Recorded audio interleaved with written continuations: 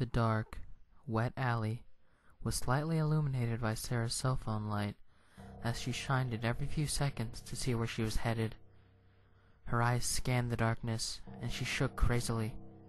What had happened to her last night was a mystery. She thought back to the bar.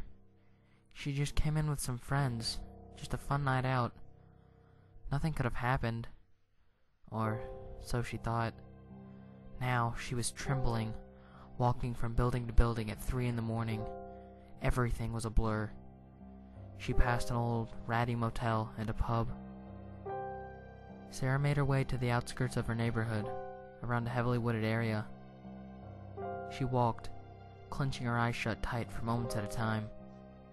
She was huddled into her coat for warmth as the cold rain covered her for what seemed like an eternity. Just as her eyelids took cover of her eyes, something shined out of the corner of her vision. She instantaneously flashed her eyes open once again, and her pupils became wide. She looked around. Nothing stood out in the blackness and rain. She spun around and continued her way back, hoping she would make it home. As she studied her surroundings, she remembered a shortcut that she took as a kid when playing hide-and-seek with her childhood playmates. It involved climbing through the woods. The cold woman hesitated, but came to the decision that anything that would get her to her warm home quicker was the better way. Sarah headed towards the forest. As she made her way in, the first tree she laid eyes on had been marked. What was marked on the tree mystified her. What looked like a circle with an X inside. She knew nothing of its origin or meaning, so she just assumed it was some kind of gang symbol or something of the sort. Making her way into the forest, she recalled the fun time she had as a kid. She thought to herself out loud, I miss those times. Back when the world wasn't a bad... Her voice trailed off. Sarah had heard the loud crack of a tree branch off in the distance behind her. Terrified, she began running through the woods, and she soon became lost. She continued on anyway, hoping for a way out. Her lack of caution quickly resulted in her leg being caught on a near-lying root. She fell to the ground. Attempting to get up caused her even more pain. She twisted her ankle. Somebody, please, help me, she called out. The crunching of leaves had become present again. She attempted to stand up and run, but her injury kept her in one place. She clenched her eyes shut out of fear, and as she opened them again, a tall, white man, dressed in a suit, stood before her. She had become visually impaired at the sight of this man. She began screaming in terror, but was soon silenced by the slender, pale man that stood before her in the dark.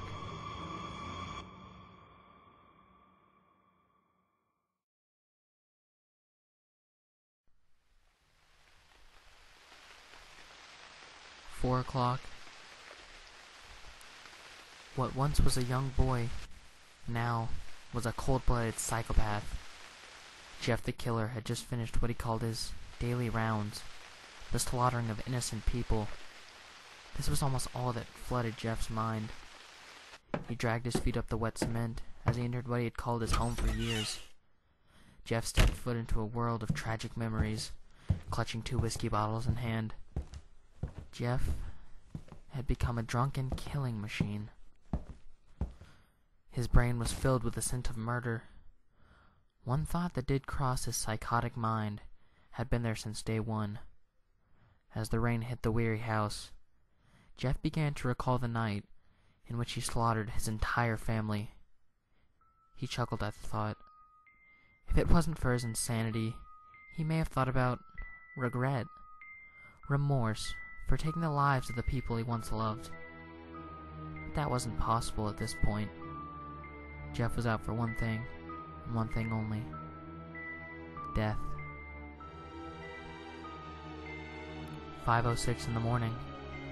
He took another swig at his alcohol. What in the fuck am I sitting here for? Jeff buzzed. As he got up to make his way into the night, he swerved a bit, and took another chug at his whiskey. The alcohol hit his warm, bloody lips, and he felt an odd sensation. A sudden urge had hit him. He stood in the room, gazing out at the forest beyond the house. Jeff checked his pockets. Cigarettes, a lighter, and of course, his knife. Jeff knew that something wasn't right. The feeling he got was a mix of the urge to kill again, and something far different than what he had ever felt before.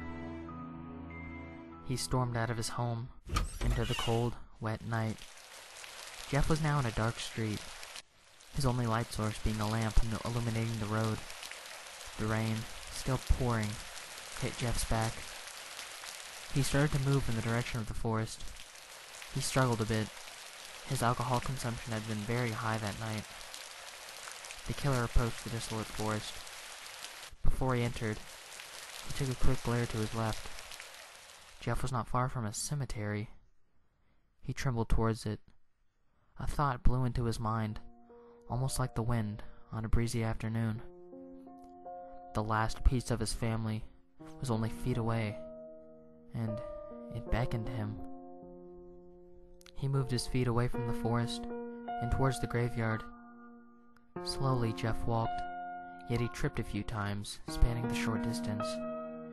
He approached a grave. Jeff graced it with a rotten odor of death, his jacket being covered in blood and the remains of his victims. Jeff simply gazed at the cold slab of granite. His vision was far too distorted to make out any sort of words, and because of this, he just stood and stared. Jeff's insides began to feel uneasy, and his throat became dry. The same feeling from just minutes before. Jeff stumbled back to the forest. While trembling towards the woodland, his eyes wandered to a tree a few feet farther out than the others. What looked like a small, grayish piece of paper could be seen hanging by a nail. His eyes blurry, he was unable to read it. He took no attempt either, and crept into the darkness, slowly. Almost as if he recognized this place, as if it were his true home. Squeezing his 2 whiskey bottles, he studied the forest in a drunken haze. Jeff admired the darkness. It reminded him of a black hallway, one where the murderer could easily slash the necks of his victims without being seen. As he continued walking, Jeff became in a way infatuated. The empty blackness swirled around him. Muttering to himself in unrecognizable gibberish, he continued to trot. Something felt a bit odd. The crunching of leaves seemed too loud to account for only one person. Jeff felt as if something was lurking beyond his line of sight. "Who's there?" Jeff growled. An abundance of noise could be heard, but nothing out of the ordinary. The chirps of crickets grew louder as Jeff studied his surroundings. "Come on, chicken. I don't really like games. And not hide-and-seek at all." As Jeff announced this, a quick rustling from a nearby bush could be heard. He slashed at it before the sound could come to a silence on its own. Jeff then saw what was hidden out of sight the entire time. "Damn rats! You're just some good-for-nothing pests," Jeff proclaimed as a rodent scurried from the leaves. After he had seen what was in the bush, he continued his midnight stroll. The rain, crashing against his back, came to a slow stop. His vision was becoming very blurry, and a loud noise was growing within his head. What could be heard was just a figment of Jane's insane imagination, for the woods were completely silent. He tampered around, dragging his feet and cursing at the almost unbearable noise. Nothing like it had pierced his ears with such discontent before. The noise that drowned Jeff slowly became absent. From the pain, Jeff fell to a tree. Both bottles that were once clenched into his hands tight fell towards the ground. One cracked against the bark and shattered everywhere. The crack of glass had viciously dragged Jeff back into consciousness. As his eyes readjusted to the darkness once more, the blurriness was magnified, as Jeff saw a white, oval-like object hovering above him. His eyes quickly focused from shock, but what had been in front of him before, just a few seconds ago, was nowhere to be found. "What in the fuck was that?" Jeff chuckled at his own remark. Was his mind playing tricks on him? "Now I know that ain't no damn rats." He hastily came to the conclusion that something had been lurking in the darkness, following him from a distance. "That's it, I'm done playing games. Where are you, fucking bastard?" Jeff screamed to the top of his lungs in hope of some kind of response. He was answered abruptly. As he started to walk again, he felt the slightest tingle on his neck. "That's not the damn air, fucker. Get the hell out of the bushes." Jeff felt wild at this point. Nothing about this place was right, but he was enjoying every minute of it. Swiftly, he pulled out his shining blade from his coat pocket and began slashing at trees in the darkness. Come out. No hiding now. I'll cut every last chip of bark to slit your throat." Jeff pointed his knife towards a tall, thin tree protruding from the left of his vision, and stabbed. He was astonished to see that on direct contact, the tree, or what he thought was a tree, faded away into the darkness in a matter of milliseconds. Not knowing what to do, he glanced quickly toward his right and stabbed at the black of night. He peered out into the wood and saw not what he had expected.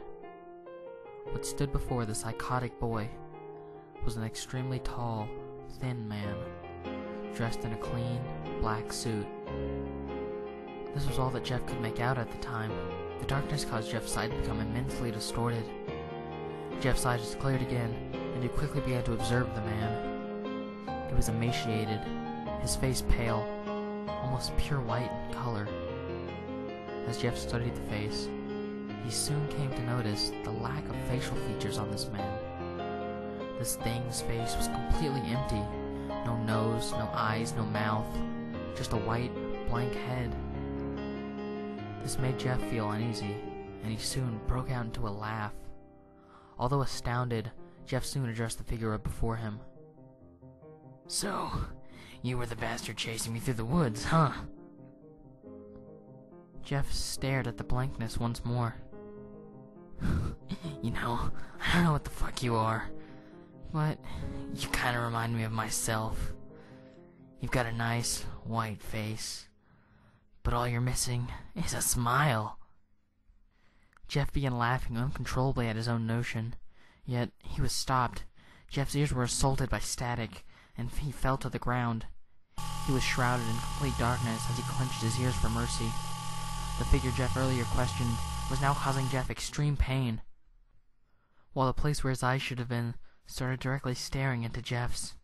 At that point, Jeff snapped. He broke free of the pain, drew his knife once more, and began slashing.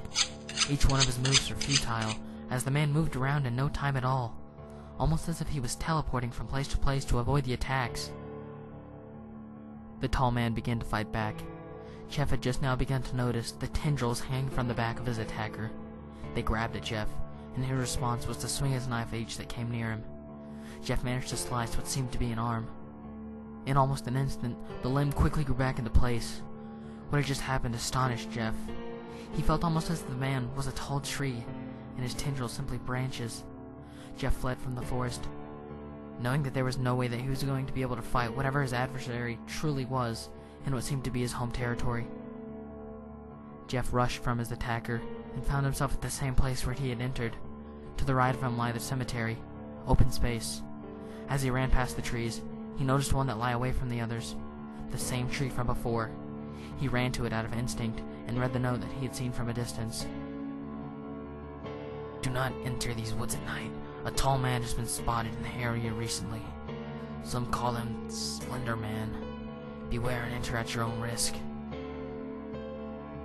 Whatever the being that had stalked him in the woods before was referred to as a Slenderman. The name fit perfect with the description of the tall, white figure. Jeff hurried towards the graveyard, where he waited for his foe, wielding a sharp, bloody knife. Jeff's wish was granted. as the Slenderman approached from the woods. It seemed as if it was hesitant to leave its home court. Despite its hesitance, it left the area anyway and quickly rushed towards Jeff. The psychopath's instincts started to come back, and he jumped towards the tall man. Jeff was quickly grabbed by his enemy and thrown against a nearby tree. Jeff proceeded to swing again at the tendrils that had grabbed him. He was able to slash at one of the Slenderman's main arms. Blood oozed from the deep cut. The white figure showed no emotion, though, and began snatching at Jeff again. As he continued to smash Jeff against trees and slabs of rock, Jeff's knife slipped from his grip and fell to the ground. As Jeff fell, his knife slid into his own stomach in a matter of seconds. Blood poured from the wound, and soon the ground was covered in a red liquid. He stood up with a jolt. "Is that the best you've got, Slendy? I've taken worse beatings from my father's belt than your weak twig arms." The Slenderman remained silent, but continued fighting. The man reached for a piece of granite from a tombstone, but before he could take hold of it, Jeff jerked the knife from his gut and flung it directly at Slenderman. Jeff's accuracy was precise, and it sliced off one of the man's limbs. Slenderman's left arm was completely gone as it fell to the ground with a thud. It was quickly met by a thick blood that barraged from his shoulder. It was completely drenched. Slenderman briskly disappeared into the forest, but illuminated behind Jeff. In his right hand, he held a broken piece of granite that he proceeded to slam into the side of Jeff's head. Jeff fell to the ground once again, almost knocked unconscious. He was not left there for very long, as he was seized by his assailant and thrown against a grave. The stone exploded on impact with Jeff. Standing up once again, Jeff's eyes focused on the name on the grave. As his eyes crossed the name on the granite, his eyes widened. The words written across the gray slab were recognized by Jeff in an instant. It read out his brother's name, Lou. Something was coursing through Jeff. Rage filled him within an instant, and he lashed out at Slenderman at extreme speeds. Jeff's knife was slashing through his suit, as well as his pale skin. Slenderman began teleporting towards the forest. "Come on, bitch, I'm not finished with you yet," Jeff hollered. "I want to help you get to sleep, Randy. You look awfully tired." Whatever was flowing through Jeff caused his insanity to go into an overdrive state. He had become delusional. He ran at Slenderman and back into the forest. He rushed through the woods, not observing his environment whatsoever. Jeff was deep into the forest, still pursuing the man. Slenderman continued warping around the forest. Jeff's lack of caution caused him to trip on a branch lying in his way. As he crashed into the ground, shards of glass pierced him, and the contents of his pockets were thrown out. His items scattered to the ground. As Jeff looked up, with a mangled, bloody face, the scent of alcohol graced him. Jeff knew that he'd been here before. He'd fallen on this tree and dropped his bottle. Jeff desperately searched the ground for his knife. He felt his hand grab a hold of something warm. What he had hoped was his blade. Jeff had grabbed his lighter. He quickly scrapped at it, hoping that the small flames would provide a source of light. His bloody hands covered the plastic in the red liquid. After many desperate attempts, a small orange flame was produced. Jeff threw the lighter out in front of him as he attempted to find his knife that lay close to him. Before he could make another movement, Slenderman appeared before him. The smooth, white face that he had seen before was now covered in slashes and dark blood. Even though he looked hurt, Slenderman remained strong. Jeff's grip on the lighter became loose. His blood had caused friction between it and his hand. The small blaze dropped towards the ground. Intense flames scorched as the lighter hit the ground. Both adversaries fled away from the flame. Before either of them could put distance between themselves and the flame, it was ignited by the alcohol that soiled the ground. In a matter of seconds, the forest was burning from the ground up. Jeff looked for safety, yet no one was to be found in the flames. Slenderman thought nothing of this and continued to swing at Jeff. Jeff fought back, ignoring the orange and red covering his environment. The tall monster grabbed at Jeff. He grabbed his knife and jumped. To no avail, Jeff was pulled by the Slenderman and was now stuck in his grip. Slenderman began to shake Jeff around, and as he did this, Jeff bit him, and a loud crack of bone could be heard. The pain surged through Slenderman. Out of shock, he threw Jeff against a large tree. As Jeff flew towards the tree, a sharp pain hit Jeff straight in the back. It continued until he saw a large branch sliding through his torso. As he hit the base of the tree, Jeff had been viciously impaled by a long tree branch. Blood gushed from his mouth and open wounds as he screamed out in pain. Slenderman then fled. He warped to an area of safety where the forest had not been burned as of yet. He watched Jeff as he attempted to escape. At this point, the Slenderman knew that escape was impossible. The white monster could hear Jeff screaming, even from a large distance away. He continued to warp away from his territory and left Jeff to burn with the flames. The blaze became brighter and surrounded Jeff. Struggling to avoid the intense heat, he violently slid his body from the tree. Fire engulfed Jeff. Everything swirled around him. He became wrapped up into the flames. There was no hope for Jeff. He'd lost his mind long ago. Yet this was something different. He'd reached his limit, and his state of mind burned, just as the forest did. A young girl by the name of Sarah Burgess has been reported missing. She was last seen at Drop-In Bar Grill around 9 o'clock p.m. If you have any idea of the whereabouts of Sarah Burgess, please call the station at 404-835-HELP, 4357. In other news, a major forest fire has broken out in the local area. The cause has not yet been discovered. Investigators are studying the remains of the forest. The fire has been extinguished. This will hurt much of the animal life found in the once heavily wooded forest. We'll bring more on this story as it comes. Mark turned off the television and slumped into his couch cushion. Hey honey, you want to go and take a look at the forest? Well, what's left of it? They put out that fire that burned the thing to the ground. There's also a girl missing. Maybe we'll see her while we're out there. Can we do it some other time? I'm kind of busy right now, Mark. If the police can't find that girl, we can't. Julia protested. Mark argued. Come on, it won't hurt nothing. It won't be more than a 5-minute walk. Alright, I guess, but 5 minutes only. The man put on his shoes and left his house with his wife. As they strolled towards the burnt-out forest, they could see something moving in the opposite direction. It looked somewhat human. As they moved closer towards it, they noticed what looked like severe burns to its face. The creature's eyelids were completely gone, and it carried an unnatural smile spread across his face. It was completely white, with hints of gray where it looked like he had been burned. Its long black hair was singed.